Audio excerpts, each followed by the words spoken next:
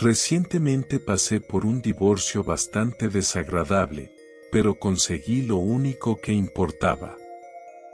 La custodia completa de mi hijo de 4 años. Perdí casi todo lo demás en el proceso, así que tuvimos que mudarnos a una casa nueva con apenas equipaje y muebles. Realmente, un nuevo comienzo. Lo escuché llamarme durante nuestra primera noche en nuestra nueva casa. Era un poco después de la medianoche, creo. Fui a ver qué pasaba y me senté junto a su cama. Estaba despierto y me pidió que revisara el armario en busca de monstruos, lo cual no era sorprendente dadas las circunstancias. Todavía es solo un niño pequeño, y sin siquiera tener en cuenta toda la basura por la que pasó debido a mi horrible matrimonio, mudarse a un hogar desconocido y apenas amueblado, debe ser mucho para alguien de su edad. ¿Y sabes cómo dicen que tu cerebro siempre permanece medio despierto cuando duermes en un entorno nuevo, verdad? Eso es todo lo que pasó por mi mente en un instante tan pronto como mi hijo habló. No fue gran cosa. Todo era normal, pensé. Pero algo más casi de inmediato hizo clic dentro de mi cerebro, antes de que siquiera pudiera mirar hacia donde había señalado mi hijo mientras hacía su inocente solicitud. Algo estaba mal. Volteé la cabeza y miré, y me costó todo lo que tenía en mí no ceder al miedo y al terror, todo por el bien de mi hijo. Cuando te conviertes en padre, tienes que proteger a tus hijos pase lo que pase, siempre poniéndote en peligro si es necesario y evitando cualquier cosa que pueda lastimarlos. Por eso no me asusté. No podía, no cuando apenas habíamos comenzado nuestra nueva vida. Tenía que protegerlo, y en ese momento mientras estaba sentado en su cama solo sabía una cosa. Teníamos que salir de la habitación. Teníamos que salir de la casa inmediatamente. Está bien, campeón, por supuesto, dije, fingiendo valentía. Entonces hice una solicitud propia mientras bajaba la voz y me acercaba a él. Oye, ¿qué tal si sales por un minuto? Si hay un monstruo ahí dentro, voy a patear su trasero por toda tu habitación. Se rió y dijo, vale. Me aseguré de poner un énfasis extra en la palabra trasero porque es algo que siempre lo hace reír cuando lo digo. Afortunadamente, se quedó con eso y no con el hecho de que estaba admitiendo indirectamente la posibilidad de que realmente hubiera un monstruo. Tan pronto como él salió de la habitación, mi mente corrió mientras ideaba la mejor y más eficiente ruta para sacarlo de la casa mientras agarraba mis llaves de coche y mi teléfono de camino. Cuando escuché las puertas del armario abriéndose lentamente detrás de mí, supe que era hora de irnos. Salté de la cama, salí de la habitación y agarré a mi hijo. Salimos por la puerta, entramos al coche y nos fuimos en menos de un minuto. Le dije que no podía dormir, así que íbamos a salir a tomar helado para celebrar.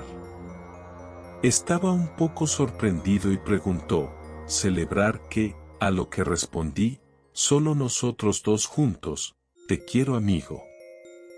No fue una mentira en absoluto, pero solo tenía que asegurarme de que estuviera bien y no pensara en nada más, mientras literalmente huíamos de nuestro nuevo hogar.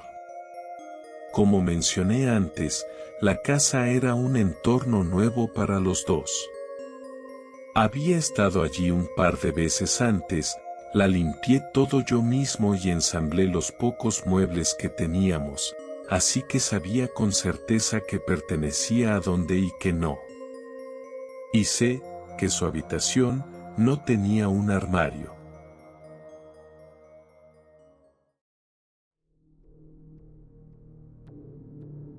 A principios de primavera, las aves migran de regreso desde los climas más cálidos del sur hacia sus territorios del norte, en masa.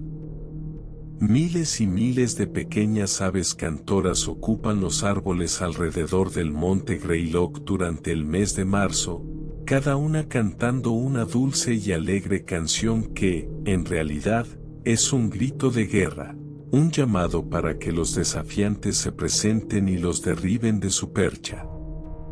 Sin embargo, mientras caminaba por la hojarasca del invierno anterior, no podía escuchar ni una cosa. Ningún pájaro, ni ningún otro animal, parecía seguir llamando hogar al bosque. Esto me puso nervioso por dos razones.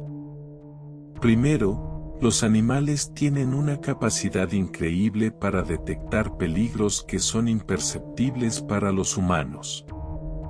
Su olfato, oído y atmósfera general son muy superiores a los nuestros.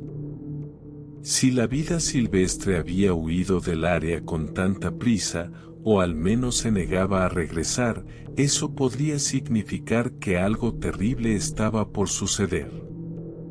Y segundo, las áreas de bosque se vuelven excepcionalmente silenciosas cuando hay un gran depredador cerca.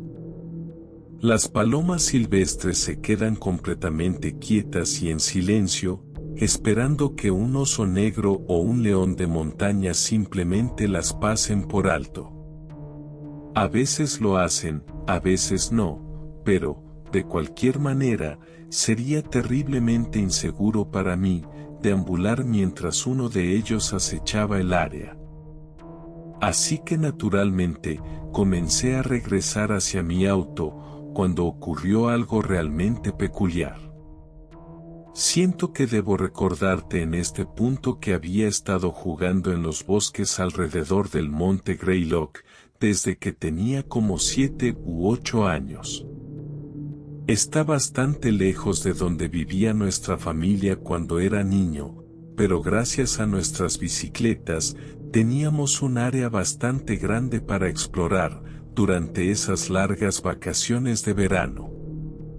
Dicho esto, conozco esos bosques muy bien, pero de alguna manera, logré perderme. Me di cuenta por primera vez de que me había volteado, cuando sentí que mi cabeza comenzaba a palpitar con un dolor sordo. Me detuve a caminar por un momento, frotándome los ojos y el puente de la nariz para tratar de masajear el dolor. Pero cuando abrí los ojos de nuevo y miré a mi alrededor, sentí un ligero destello de pánico recorriéndome. No reconocía mis alrededores. Y no puedo subestimar lo impactante que fue para mí estar en un lugar que había estado visitando toda mi vida, solo para sentirlo completamente ajeno para mí. De hecho, tuve que tomar un momento para sacar mi brújula, solo para intentar tener una idea de hacia dónde me dirigía.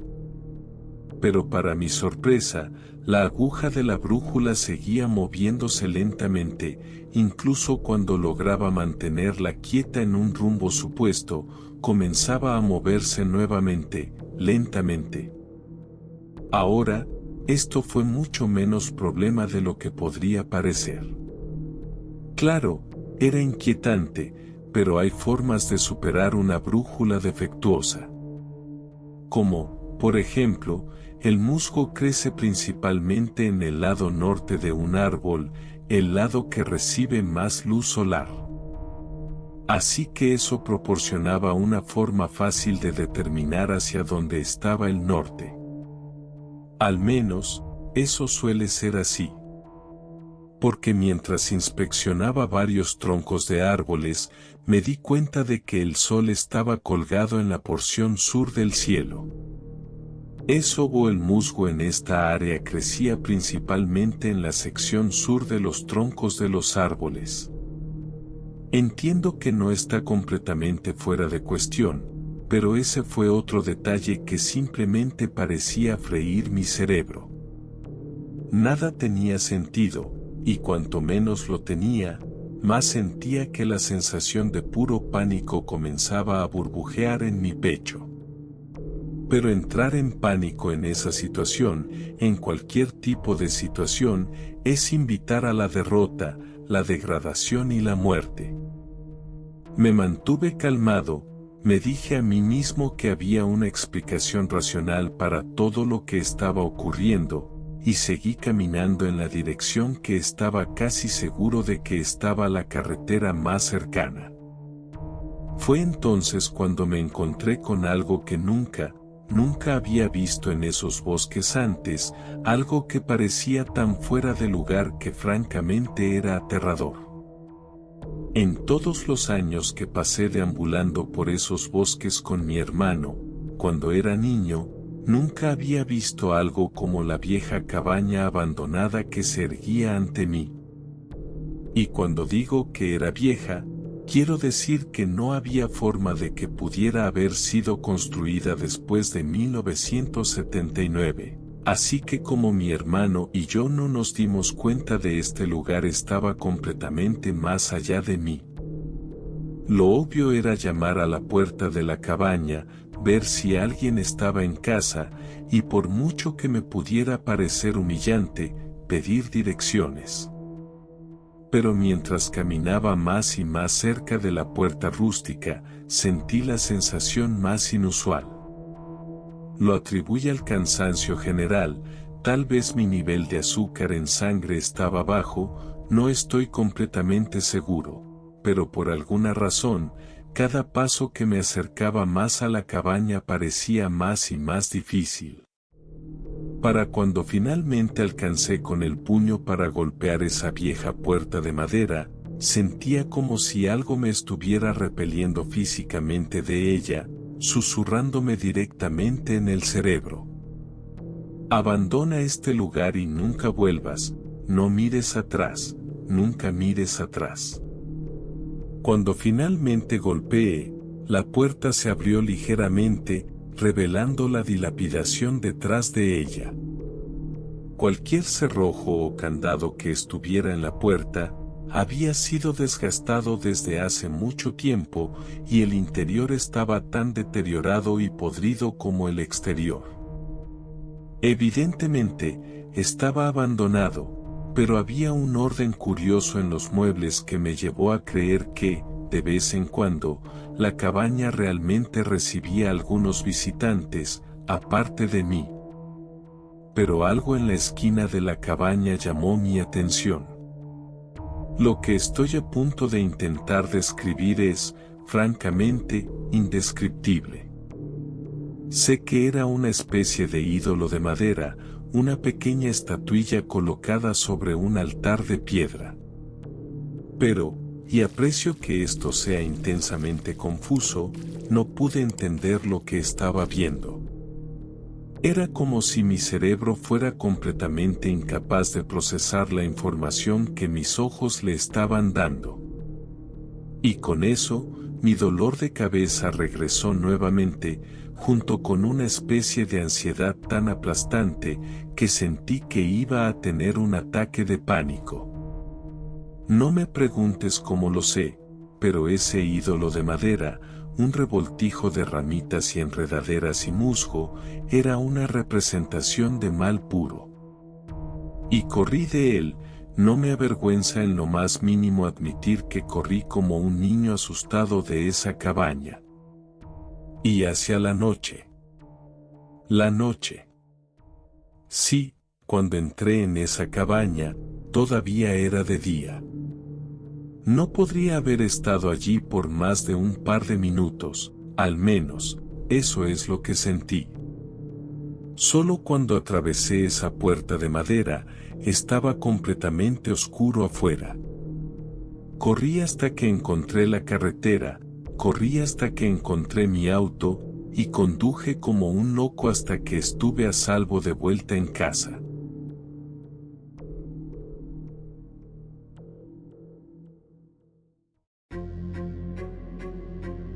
Comenzaré diciendo que no es mi historia, pero fue un encuentro tan loco que desde entonces he pedido a cada uno de mis amigos, a lo largo de los años, que cuenten los eventos. Esto sucedió alrededor del año 2000. Un año después de que esto ocurriera, empecé a salir con uno de estos amigos, y ahí fue cuando escuché por primera vez esta historia del perro lobo.